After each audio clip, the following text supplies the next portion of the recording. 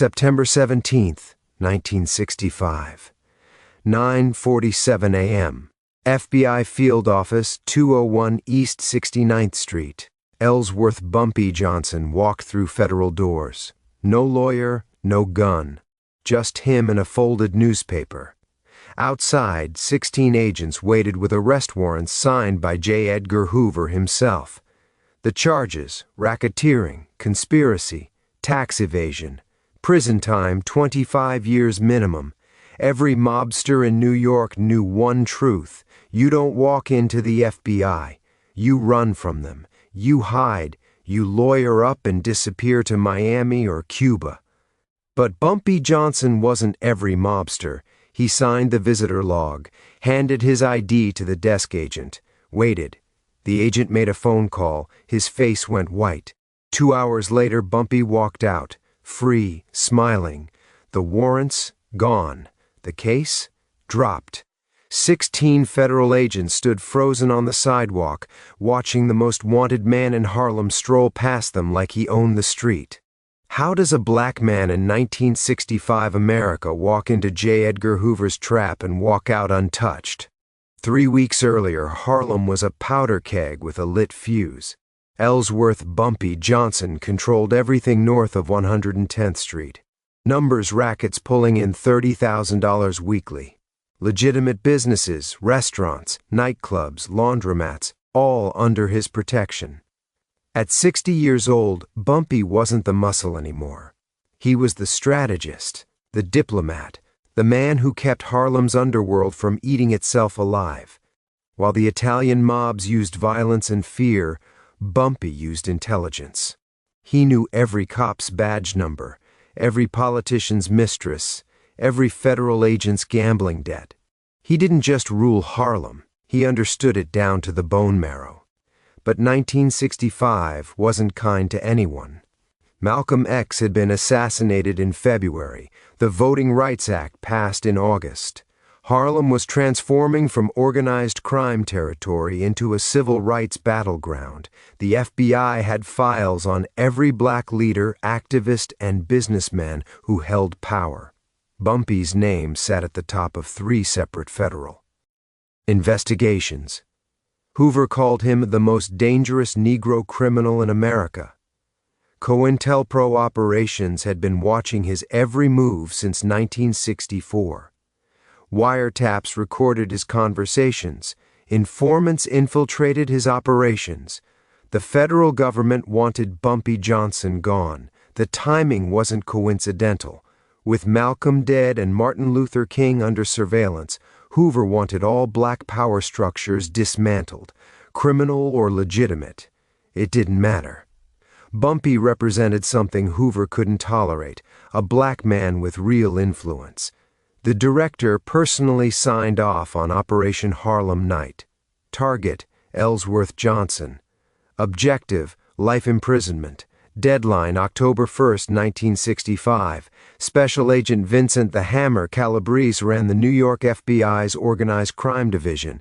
22 years with the Bureau, 47 successful convictions, 0 losses at trial. The Italians called him Il Martello, the Hammer, because once he hit you, you stayed down.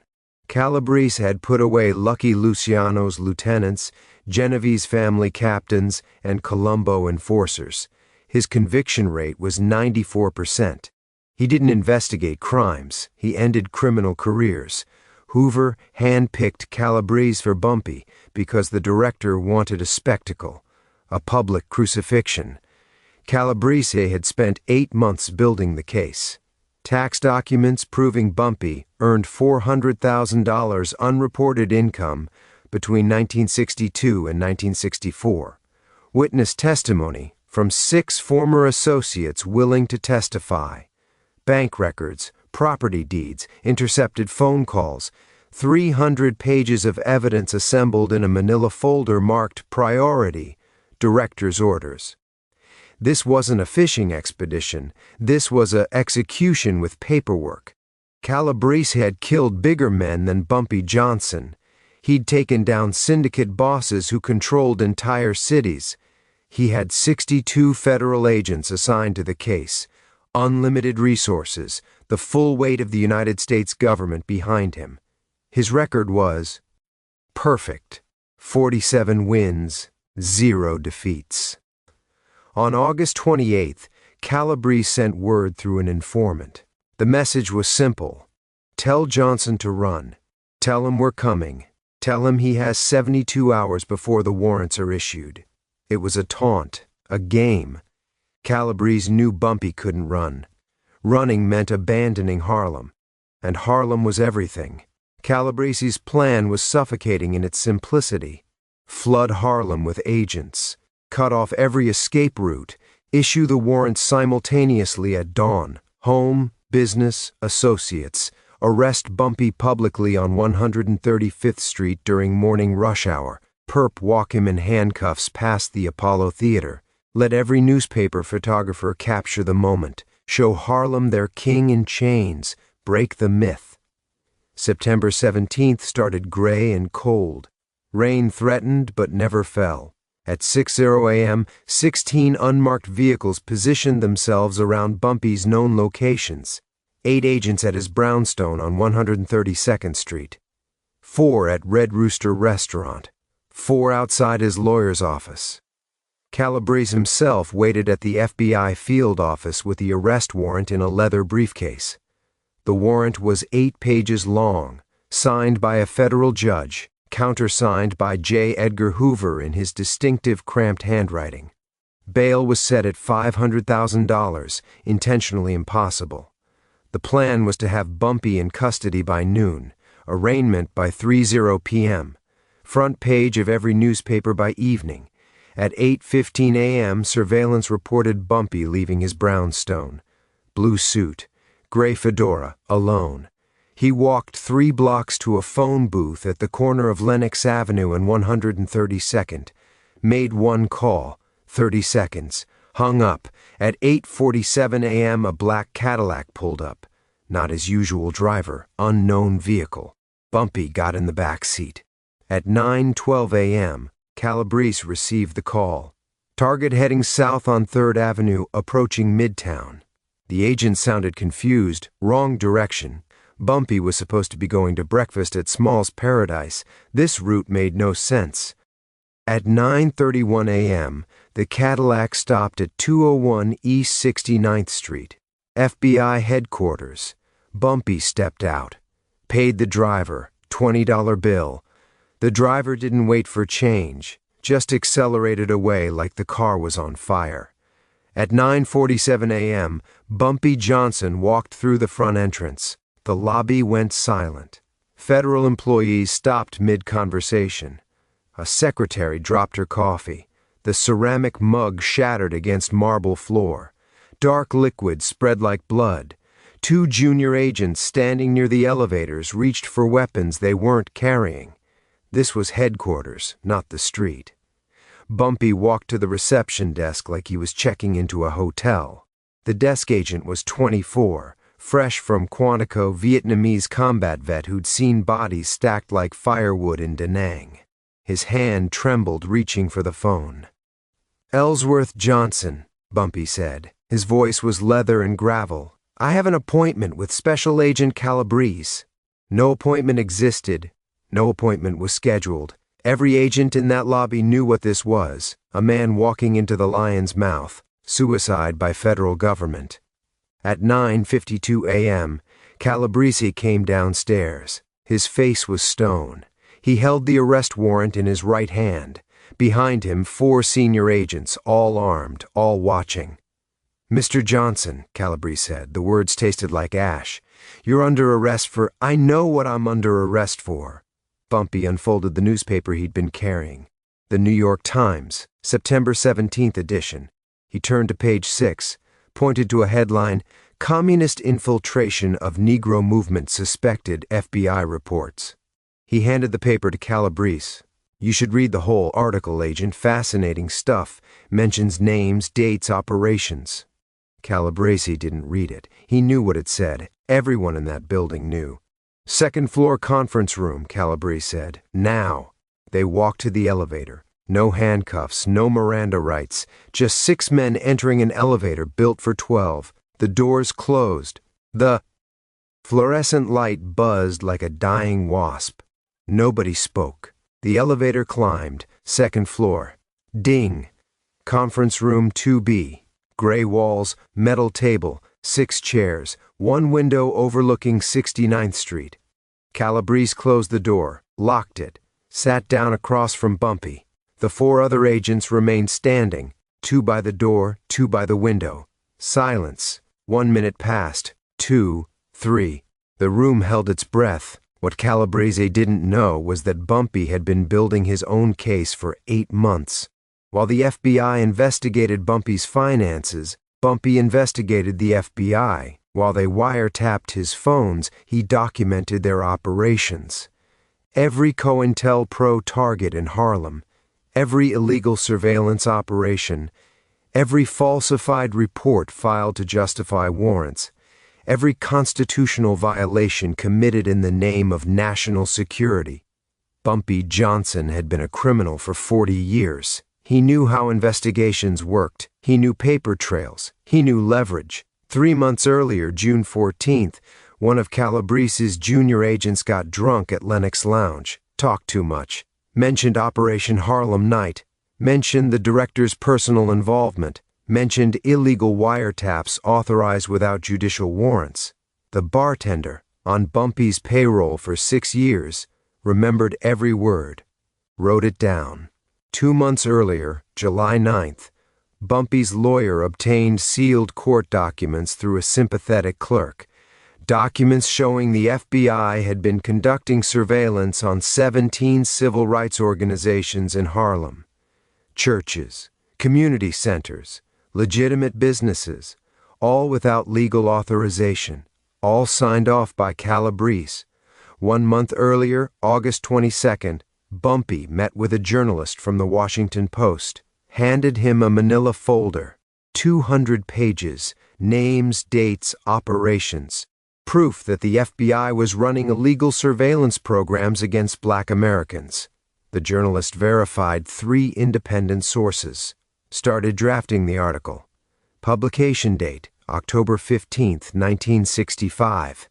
Bumpy slid a photograph across the conference table. Black and white, 8 by 10, showed Calabrese meeting with a known mob informant outside a restaurant in Little Italy. August 4th, timestamp visible, the informant, Anthony, Thin Tony Marcello, was on the FBI's most wanted list. Bumpy had 6 more photographs, different dates, different locations, same pattern. Calabrese wasn't just investigating the mob. He was negotiating with them, trading Italian immunity for Black convictions. That goes to the Post on October 1st, Bumpy said. His voice never rose above conversational. Along with your COINTELPRO files, your illegal wiretaps, your fabricated evidence, every constitutional violation you've committed since 1963. Calabrese's jaw clenched. The 4 other agents shifted uncomfortably. Bumpy pulled out a second photograph. J. Edgar Hoover, leaving a known gay bar in Greenwich Village, July 12th, 2:37 a.m. Bumpy set it on the table like playing the ace of spades. That one goes to Pravda. Let the Soviets have some fun. The silence was a physical weight pressing down on everyone in that room. You walk out of here, Calabrese said slowly, and you're still a criminal. We'll find another way. Bumpy stood, adjusted his fedora. You had your way, agent. It just didn't work. He walked to the door, paused, looked back. You came for my kingdom, thinking I was just another street thug. But kings don't lose to men who can't see 3 moves ahead. You investigated my money. I investigated your methods. You wanted me in chains. I put you in checkmate. He unlocked the door, walked out. No one stopped him. At 11:52 a.m., Ellsworth Johnson exited the FBI field office at 201 East 69th Street, free. The 16 agents stationed outside watched him walk past. Nobody moved. Nobody spoke. Radio silence from upstairs meant only one thing: stand down. Bumpy caught a taxi on 3rd Avenue, told the driver Small's Paradise and take your time. By 2:00 p.m., every mob boss in New York knew what happened. Bumpy walked into the FBI and walked out untouched. The story spread like wildfire through underworld channels. Genovese captains called emergency meetings. Colombo soldiers demanded explanations. Bumpy Johnson had done what no one else could. He'd beaten the federal government at their own game. The man had leverage on J. Edgar Hoover himself. That kind of power shifted entire criminal landscapes. Within a week, the arrest warrants disappeared. The investigation into Bumpy's finances was quietly closed. Operation Harlem Night was scrubbed from official records. Calabrese was transferred to the Minneapolis field office 3 months later, a career death sentence. The COINTELPRO files that Bumpy had documented? They stayed buried until 1971, when activists broke into an FBI office and leaked them to the press. But by then, everyone knew the FBI was running illegal operations against Black Americans. Bumpy's position after September 17th was untouchable. No federal agent wanted to be the next Calabrese. No prosecutor wanted to be the next target of Bumpy's intelligence network. He ruled Harlem for 3 more years without significant interference. The streets whispered about the day he walked into the lion's den and walked out wearing the lion's skin. September 17, 1965, changed how organized crime viewed the federal government. Before that day, the FBI was invincible, untouchable, a force of nature you could only run from. After that day, criminals realized the government had vulnerabilities, secrets, pressure points. Bumpy Johnson proved that intelligence could beat institutional power, that documentation could beat badges, that 3 steps ahead beats unlimited resources. This story reveals Bumpy's true genius. He wasn't the strongest or most violent, he was the smartest. While other criminals built empires on fear, Bumpy built his on information. He understood that real power isn't physical, it's knowing what others don't want known. The Italian. Mobs controlled through intimidation. Bumpy controlled through intelligence. That's why he survived 40 years in a business that killed most men before 30. The universal lesson is ancient. Knowledge is the ultimate weapon. Bumpy Johnson walked into that FBI office with no gun, no muscle, no backup, just information that powerful men wanted buried. That's checkmate. That's power.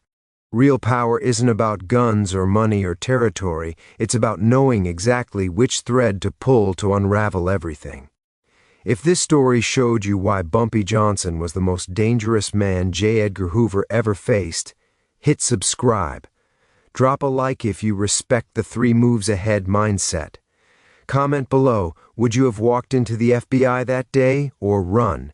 Next week, the night Bumpy Johnson sat down with Malcolm X at Small's Paradise and what they discussed that the FBI never recorded. The conversation that changed Harlem forever.